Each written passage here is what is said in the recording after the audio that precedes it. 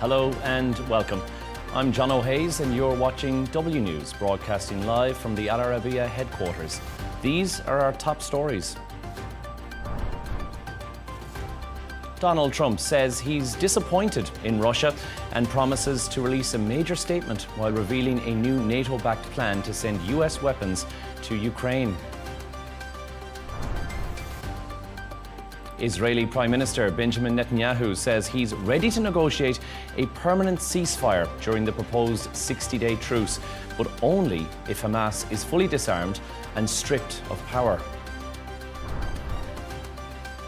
US Envoy Tom Barak has warned Lebanon to act fast on reforms and disarm Hezbollah, saying Trump's support won't last forever.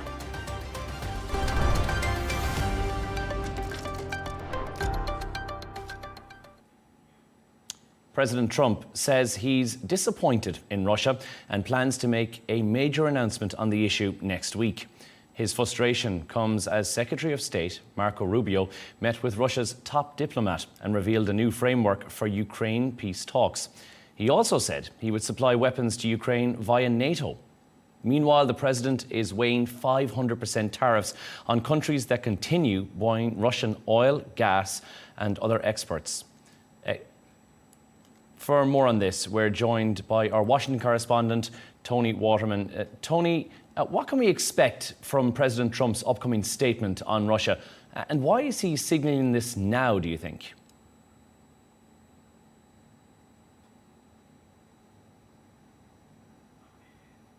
Well, the president made this announcement that he was going to be making this statement in an interview with NBC News, and he didn't elaborate on what was going to be part of this major statement. But if his comments over the last couple of weeks, and certainly this week, are anything to go by, they are not going to be exactly friendly towards President Putin or Russia. As you mentioned, he has said repeatedly now that he is quite disappointed in the Russian president.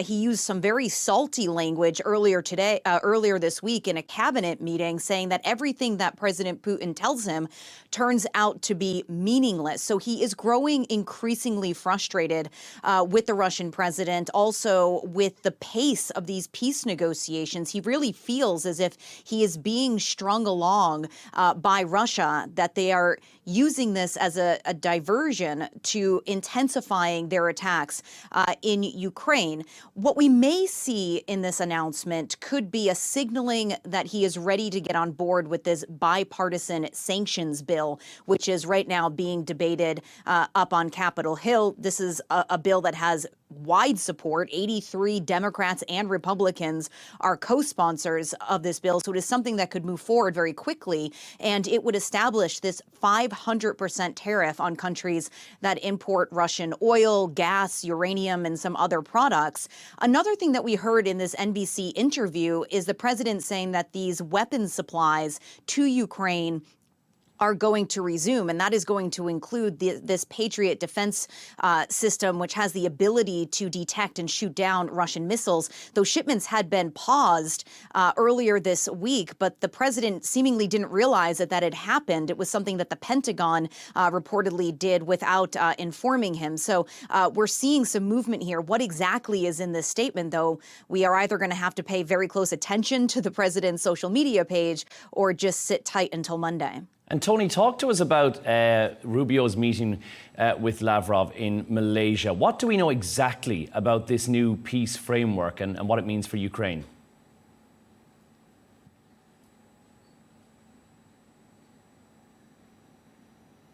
Well, this was a meeting that took place on the sides of the ASEAN summit taking place in Malaysia. They had a 50-minute conversation.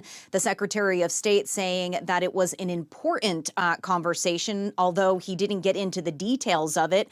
It was important for a couple of reasons, though. It was an opportunity to meet face-to-face with a Russian official, but also an opportunity to really relay and convey this growing frustration from the White House over the pace of these peace negotiations. He did say that they talked about this new approach to a peace deal, although he warned that it would not guarantee peace in Ukraine. It was something he said he was going to bring back to U.S. President Donald Trump to consider.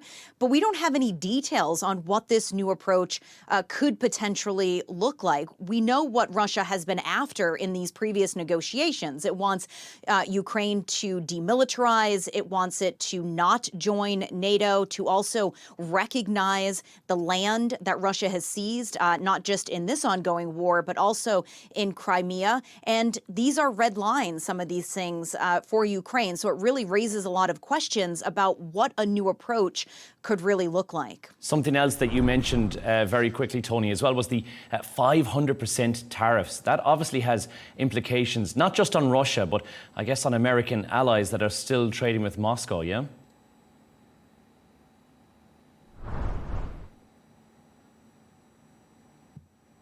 Yeah, you're exactly right. So this is on any country around the world that would be importing Russian oil, gas, and uranium. So the big ones are going to be China, India, Brazil, and even some EU countries. But in terms of allies, India would be the biggest one here, and they have been buying a lot of Russian oil since the start of this war. Russia has heavily discounted this oil. India's a massive economy, a growing economy. Access to cheap oil is quite important to fueling its domestic growth.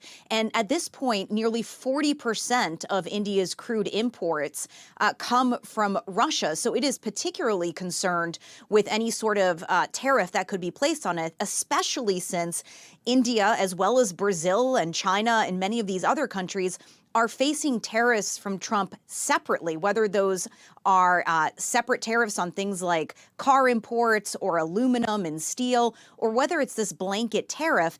And in addition to that, for a place like Brazil, India, and China, President Trump earlier this week threatened an additional 10% tariff on BRICS nations, saying that they align themselves with anti-American policy, particularly as it pertains to the U.S. dollar. The big question is, how is this going to be enforced? At the very start of Trump's second term in office, he disbanded a task force whose sole responsibility was to monitor and enforce sanctions against Russia and Russian oligarchs. Without this type of task force in place, it's really hard to understand how they will be able to track all of these shipments and then enforce this 500% sanction. But this is an idea that Trump is really starting to warm to at this point after many months of praising Russian President Vladimir Putin and showing a lot of skepticism towards Ukraine. Now, the big news in the last couple of hours, Toni, the resumption of US weapon shipments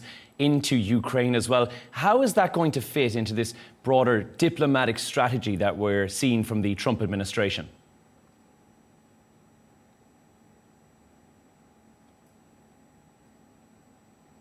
Well, it's a really interesting announcement that the president has made and really points to his frustrations with Russia at this point. So the way that this is going to work, which is different from what we have seen, obviously under the Biden administration, but even before he made this announcement, is that these weapons are not going directly to Ukraine. They are instead going to be sold at 100% value, according to the president, to NATO. And then NATO is going to distribute these weapons to Ukraine. So that is a departure in the way that it has happened before. Also, I mean, it's almost a 180 that we're seeing from Donald Trump here. A lot of his MAGA base, when he was campaigning, had talked quite repeatedly about not wanting to supply Ukraine with any more military equipment, with any more funding, that this should really be an America First type of presidency.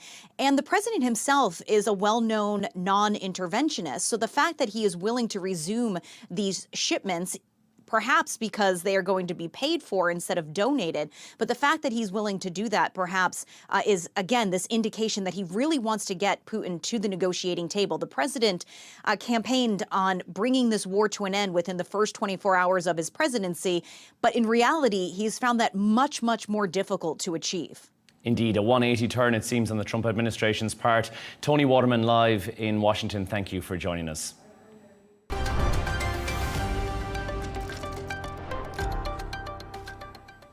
Israeli Prime Minister Benjamin Netanyahu says Israel is ready to negotiate a permanent ceasefire in Gaza, but only if Hamas disarms as part of a proposed 60-day truce.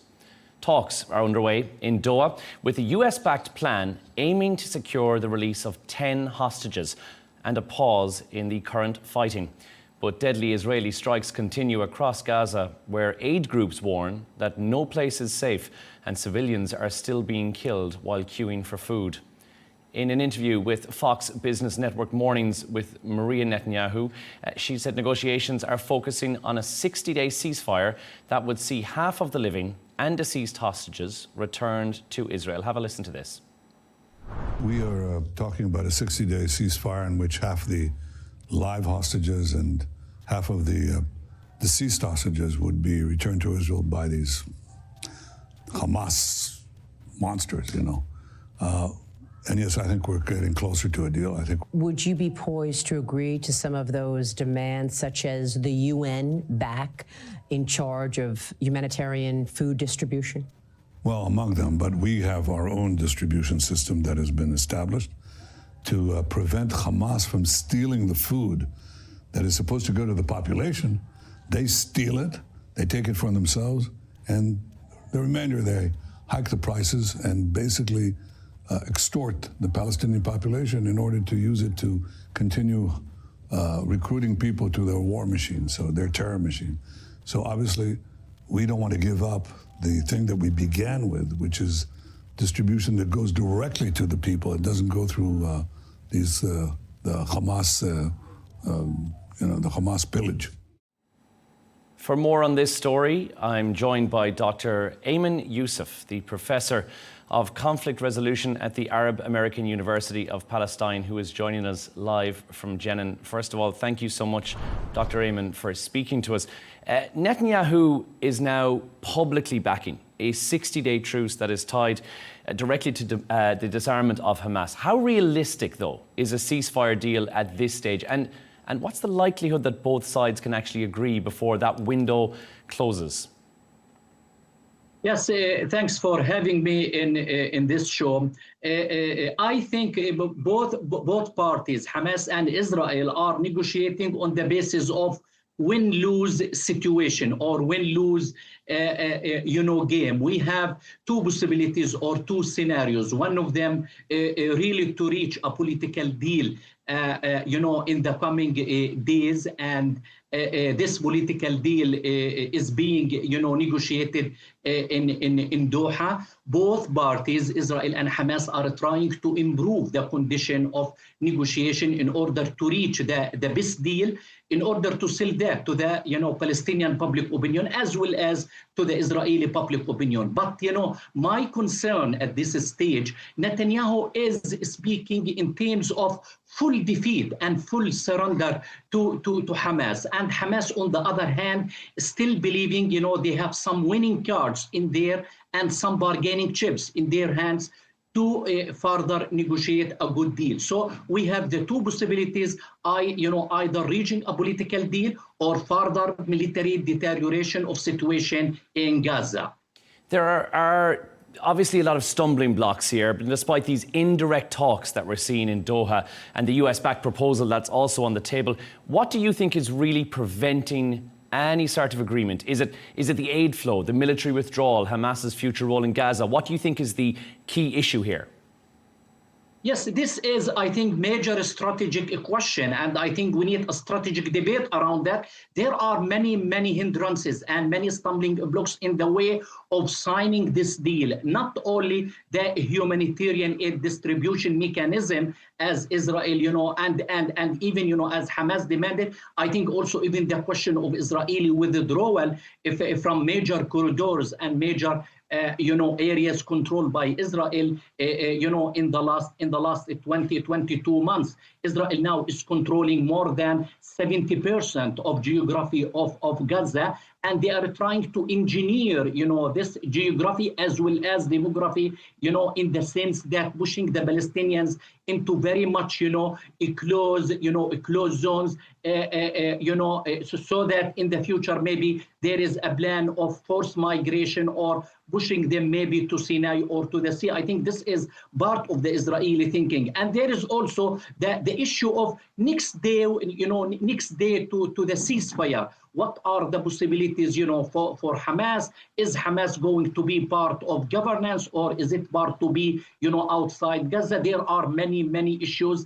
And I think many tricky issues that both parties are still negotiating. And I think the main concern at this stage, there is no trust, to have a deal. Both groups should have a kind of confidence building measures and a kind of good intentions and good trust. I think this issue is very much missing. So therefore, we need a kind of a strategic deal imposed either by the US or with the help of Qataris and Egyptians. If we leave matters to Hamas as well as to Israel, I think they are going to disagree.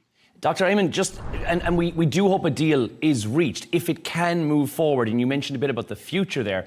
If we see the hostages freed, if we see Hamas weakened, how do you think this might reshape the rules of future confrontation? So if in the future it happens again between Israel and an armed Palestinian faction, do you think, well, maybe this is the beginning of the end? You did mention very briefly Hamas having a part in ruling Gaza going forward, but could this actually spell the end for Hamas?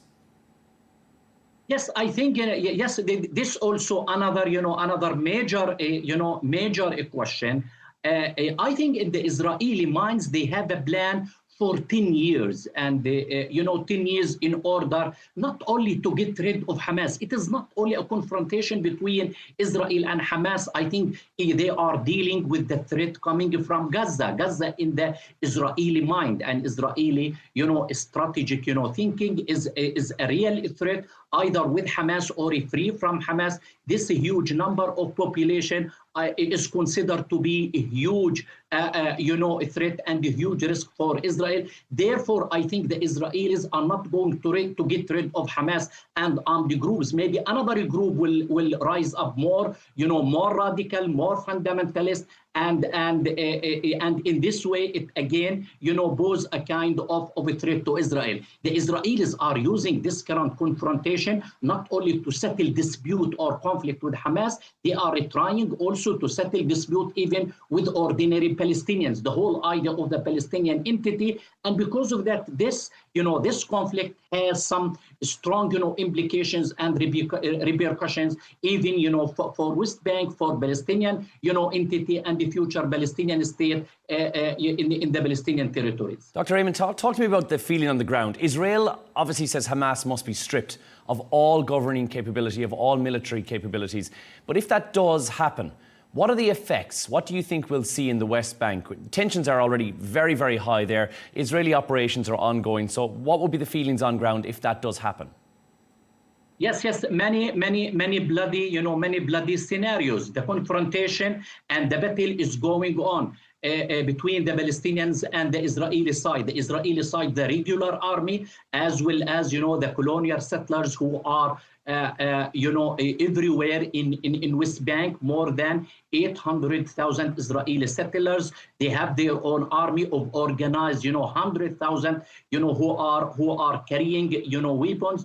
They are doing all dirty works, and they are part of the political agenda of this government. They are the electoral basis for Big Smotrich and Netanyahu. Therefore, I think the tension will rise up, will have more incidents and will have more clashes between the Palestinians and the Israeli colonial settlers. I think we'll have also more confiscating of land and even annexation of Jordan Valley. Jordan Valley constitute more than 40% of the West Bank, and it is part of Area C. Therefore, I think Israeli government, the Israeli, Likud-led government will use this huge opportunity to settle scores and to settle disputes with the Palestinians by taking unilateral measures and unilateral actions and direct control of this Area C, and therefore cornering the Palestinians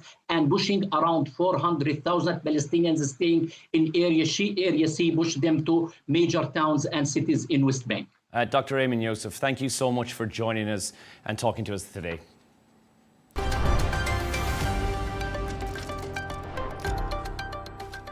Now, US Secretary of State Marco Rubio says he's not concerned tariffs might alienate America's trade partners in Southeast Asia. That on the sidelines of an annual gathering of the region's top diplomats taking place in Kuala Lumpur. Following a meeting with Chinese Foreign Minister Wang Yi, Rubio also said there is a high probability of a meeting between US President Donald Trump and the Chinese leader Xi Jinping. Patrick Falk reports. Trump administration tariffs were on the tip of everyone's tongues in Malaysia this week at the ASEAN foreign ministers meeting and threatened to derail the US's diplomatic push in Southeast Asia, the world's fifth largest trading bloc.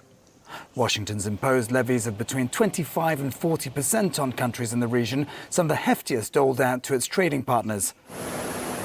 On his first visit to Asia since taking up his position as US Secretary of State, Marco Rubio defended President Trump's trade policy. So I understand if you had a deal where you were running these huge trade deficits with the United States and exporting a lot to the U.S. and built your economy around exports, but had very little import or very little economic activity coming in from the United States, I understand why you don't want that to change. But I think most mature leaders, and everybody here is a mature leader, understands that that's not a sustainable dynamic. Regardless, ASEAN nations are concerned over global trade tensions and geopolitical uncertainties. In a joint communiqué issued on Friday, member states said tariffs risk exacerbating global economic fragmentation. China is eyeing the opportunity to strengthen cooperation with the region. Foreign Minister Wang Yi reaffirmed China's commitment to ASEAN nations in Kuala Lumpur and pressed ahead with negotiations on a free trade deal due to be formally signed later this year. The Chinese foreign minister has been vocal in his criticism of the US at the gathering of ASEAN diplomats this week, calling the levies an attempt to deprive Southeast Asian countries of their right to development. A face-to-face between Wang and Rubio on Friday was closely watched. It comes amid simmering tensions between the world's two biggest powers. Chinese media reported after the talks that both sides agreed to explore expanding areas of cooperation while managing differences. There was further talk of a potential meeting between President Donald Trump and Chinese leader Xi Jinping, but still no date was discussed. Meanwhile, there were smiles and handshakes between Rubio and his Russian counterpart, Sergei Lavrov. Rubio said the two had frank and open discussions the day before without giving much away. That meeting coming as President Trump grows increasingly frustrated with Russian leader Vladimir Putin over Ukraine. Earlier this week, he said Putin's peace efforts were meaningless and says he'll deliver a major statement on Monday on the conflict, something Lavrov and Rubio apparently touched on in their talks. I don't know about any big surprises, but as you are familiar with the diplomacy, you understand well that there are topics which cannot be discussed. Yes, we discussed the Ukraine crisis and we reaffirmed our position stated by President Putin. Russia's been pounding Ukraine with a record number of drones and missiles in recent days. It could face biting sanctions by the US. Trump says it's an option if he wants to use them. Patrick Falk, Al Arabiya, Singapore.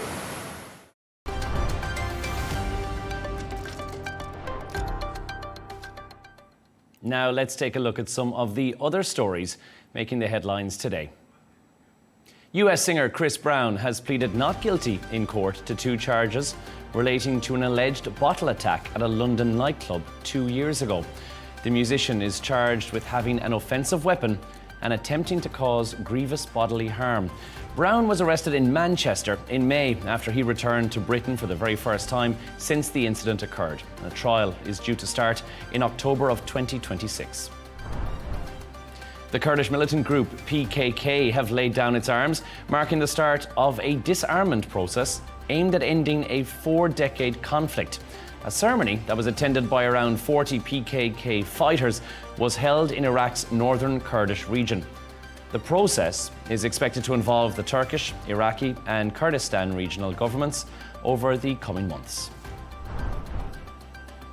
A German backpacker missing for 12 days in Western Australia's outback has been found alive and well. Police discovered Carolina Wilga's abandoned vehicle in a nature reserve just north of Perth.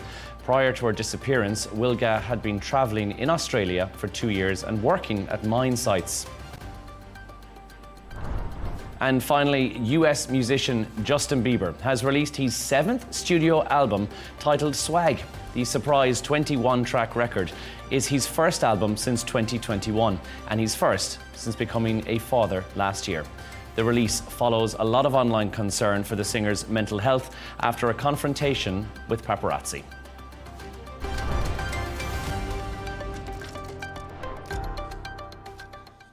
US envoy Tom Barak has warned Lebanon to act fast on reforms and to disarm Hezbollah or risk losing Washington's support. Despite last year's ceasefire with Israel, the group has refused to disarm and continues to defy international demands. The US has warned that Hezbollah still pose a global threat and is actively expanding its fundraising and also its terror networks abroad. Now, for more on this story, I'm joined from Beirut by Dr. Haddi Murad, the editor-in-chief of the Truth website. Dr. Haddi, thanks for joining us. First of all, is Hezbollah really buying into this, or are they quite cautious about Tom Barak's tactics at the moment? Hello, dear. Actually, Hezbollah right now is facing a dilemma in which that he doesn't trust anymore since Amos Hochstein 3 years ago, 2 years ago, and even in the last summer when the diplomatic speech of the U.S. envoy did not work well with Hezbollah, and that's why Hezbollah right now is not being fooled between quotation by the diplomatic speech of Tom Barak. He knew that the last time there was a great war happening in Lebanon, and he knows that a great war is happening in Lebanon, and this movie was seen before, actually, and right now also he is trying to avoid this scene, which was happening in August or in October 2024. Now, some things have not been, they've been addressed by the collective presidential response as well, but there's some real issues that are at play here. What are those issues? Okay, actually, right now the big elephant inside the room is the disarmament of the Hezbollah from Lebanon, and this is not negotiated till now between the three presidents in Lebanon, Aoun, Nawaf Salam, and actually Nabih Berri and Hezbollah. The three presidents have actually a unified response to the proposal of Tom Barak. However, Hezbollah till now is not accepting the fact that these missiles are endangering Lebanon and putting Lebanon in the wide risk place. That's why Hezbollah is trying to be in a denial phase right now, though there is actually a clash in the leadership of Hezbollah. It's an exclusive information that we have from alhaqiqa.net, which is now the General Secretary Sheikh Naim Qasim is trying to say that we are going to have our armies and our missiles till the last martyr in Lebanon. So he's trying to risk the whole Lebanese population, not only the Shia population, the whole Lebanese population, because he is saying that we are already losing in Lebanon. So why to lose alone? Let us have this battle lost between or among the whole Lebanese citizens. However, the other party in Hezbollah, which is made by the DIO Muhammad Ra'ad, and also Muhammad Ra'ad actually is trying to say that we want to abide by the rules of this proposal of Tom Barak, because we cannot come into again another war which could make lots of losses inside the Lebanese population and destruction of the buildings in Lebanon. Dr. Haddi, we're hearing as well the Speaker of the Lebanese Parliament, and we will circle back to what you mentioned with regards to inside Hezbollah in a minute, but Nabih Berri is facing some very tough pressure from Hezbollah to not endorse this disarmament. Is that potentially something that will make this fall down? Is that a stumbling block that we're facing? Yes, there is actually a major trouble between between the Speaker of the Parliament, Nabih Berri, and Hezbollah political system. And this was shown up actually in the latest Ashura days, which happens yearly and annually. It was actually reflecting the clash between the leaders of Hezbollah and the Amal movement, and mainly the youth of Amal people.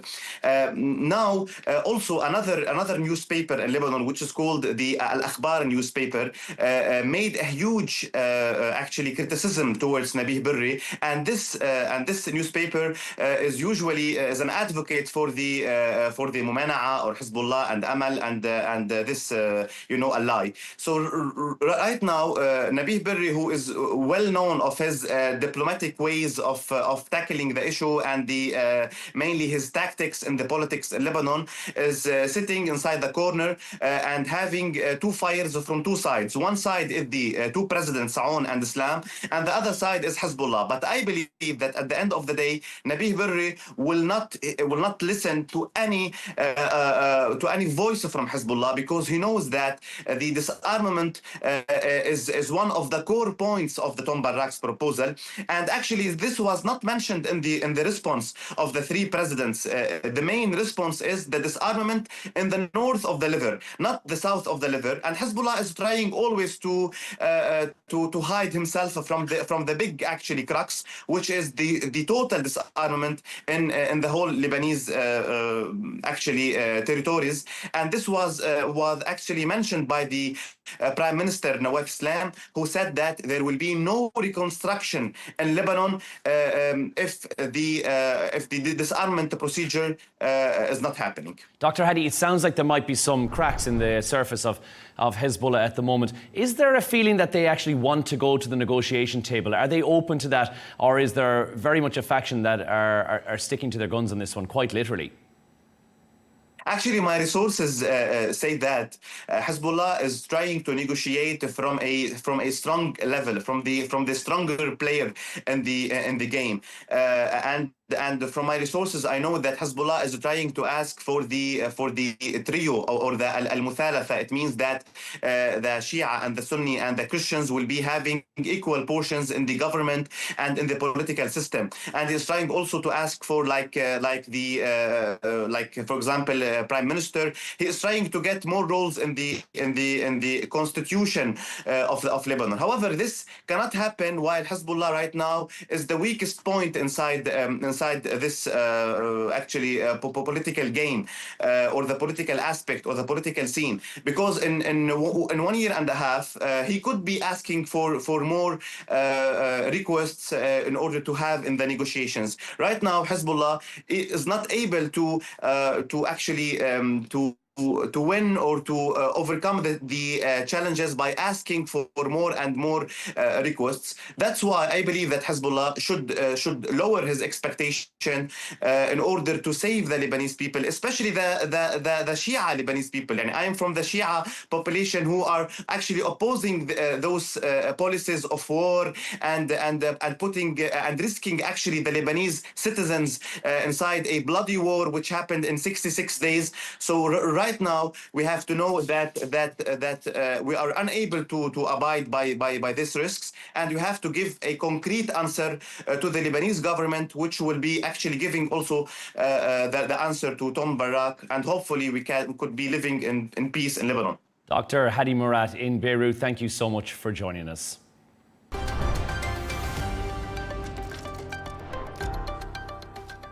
President Donald Trump is heading to Texas following last week's flash floods that killed at least 120 people and has left many more missing.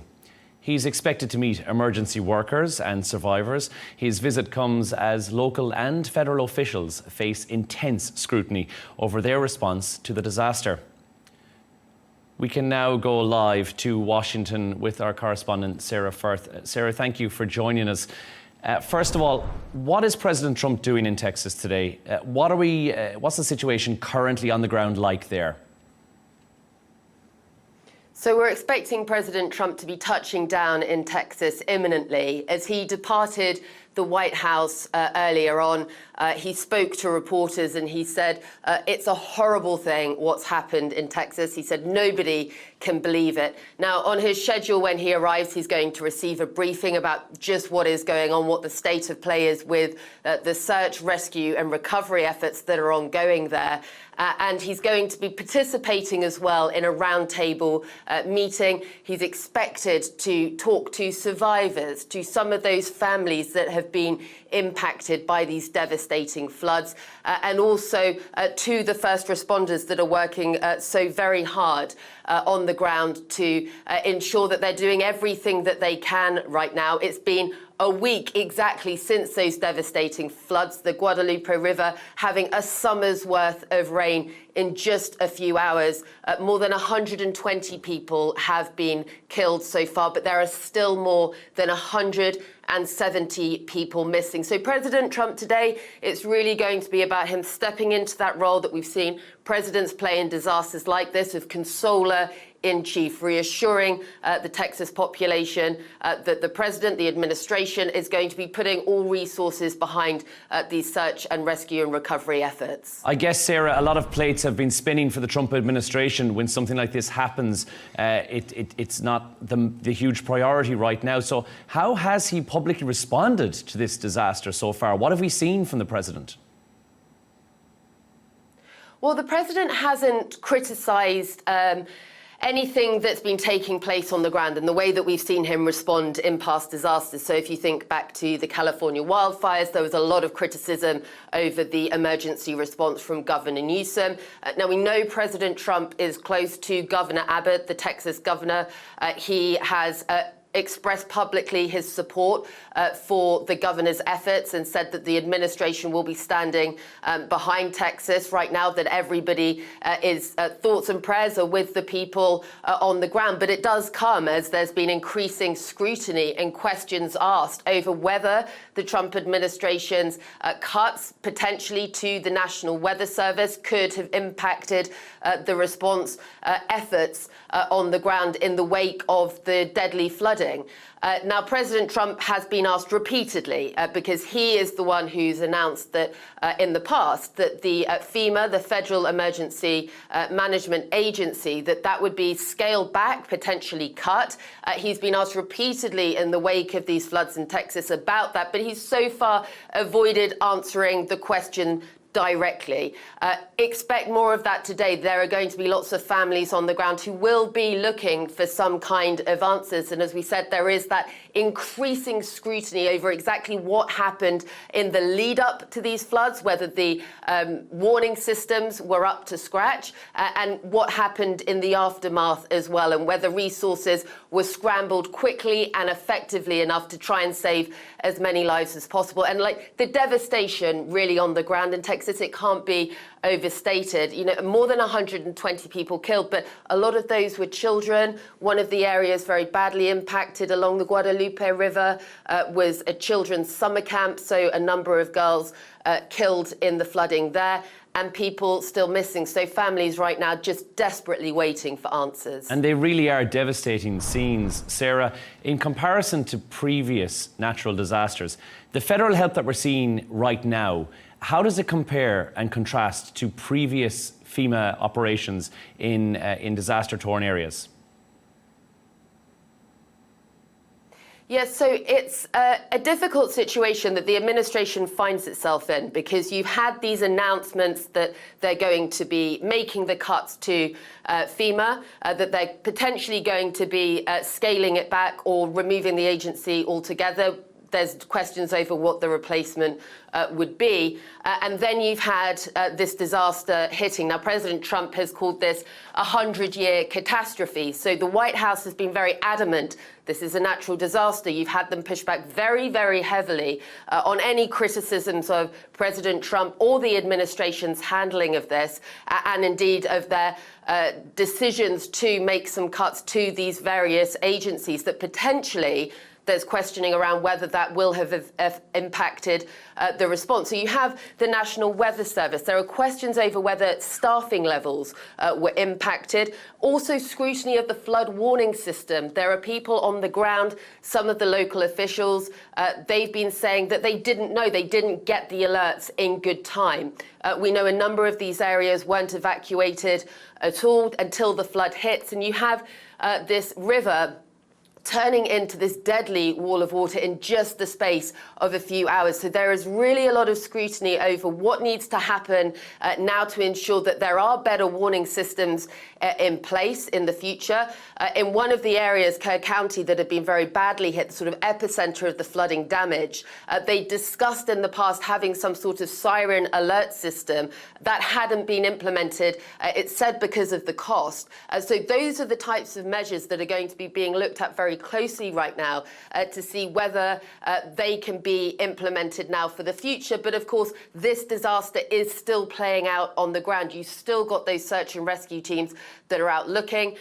You've again got the FEMA under scrutiny for how quickly they've come in and provided that assistance.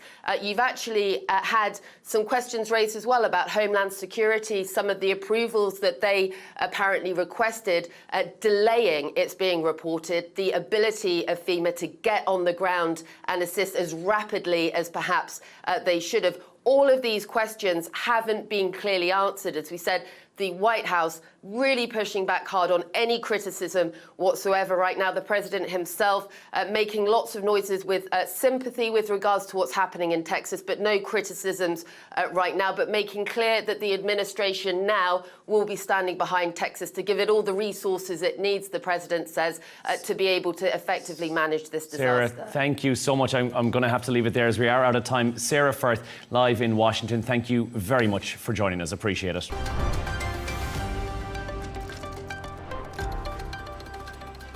A reminder of our top stories. Donald Trump says he's disappointed in Russia and promises to release major statements this week, revealing a new NATO-backed plan to send US weapons to Ukraine. Israeli Prime Minister Benjamin Netanyahu says he is ready to negotiate a permanent ceasefire during the proposed 60-day truce, but only if Hamas is fully disarmed and also stripped of its power. And US envoy Tom Barak has warned Lebanon to act fast on reforms and to disarm Hezbollah, saying that Trump's support won't last forever. That's all from us on W News. Don't forget to subscribe to our YouTube channel, and as always, you can follow us on X. Goodbye.